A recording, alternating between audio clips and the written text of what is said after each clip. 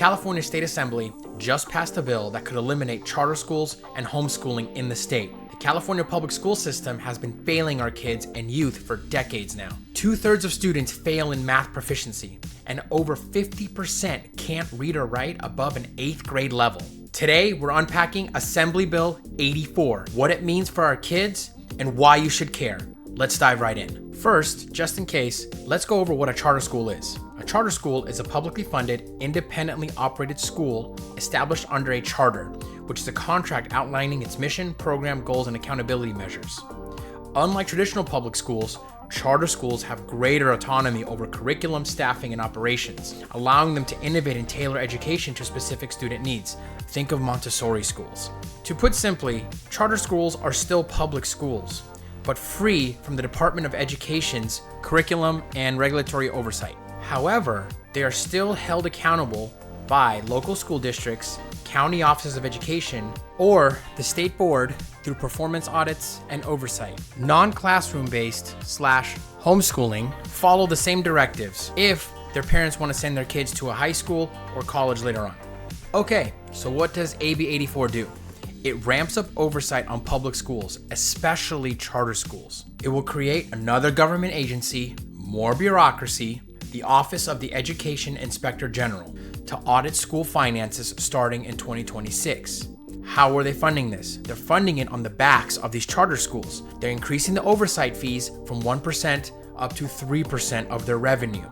Some argue this could cut their revenue by up to 30%, which means less students, less supplies, less programs, or even closure. I know for a fact this bill has nothing to do with auditing and oversight. In my personal life, I've known quite a few teachers, and a lot of them joined agencies that provided homeschooling services to parents. These were accredited teachers with the state of California that wanted to make a little bit of extra money to provide for their family. Is that always the case, that parents sign up and join these agencies? No, of course not. But that's not the point. It's about parents doing what's best for their children, their families, not the government trying to tell them how to raise their kids or how to educate their kids or tell them what's best for them or their families. I personally was not homeschooled, so I'm not this big homeschool advocate. I was fortunate enough to go to a private school. My family sacrificed, did everything they could to give me what they thought was the best opportunity to get a good education. I had a public school in walking distance from me. However, my family thought it best to drive 30 minutes the opposite way to give me the best opportunity. And I understand not everyone is fortunate enough to go to a private school. Again, not the point. All the more reason as to why these charter schools and homeschooling need to stay and need to be available for families. But this isn't about kids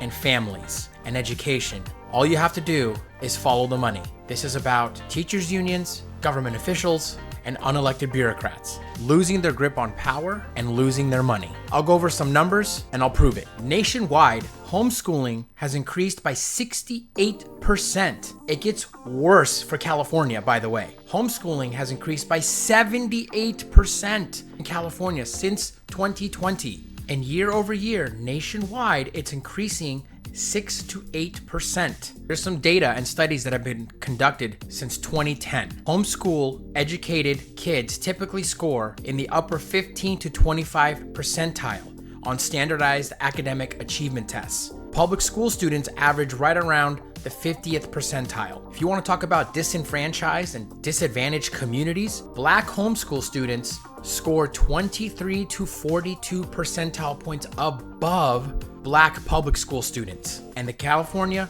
teachers unions and unelected bureaucrats and Democrat politicians see the writing on the wall. And they probably really hate when you start talking about how much California spends on education. California ranks first nationally. It spends more on education than any other state.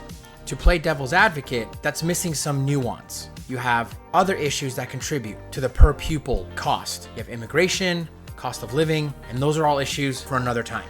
But the point is, California spends $18,000 to some would say $30,000 per pupil.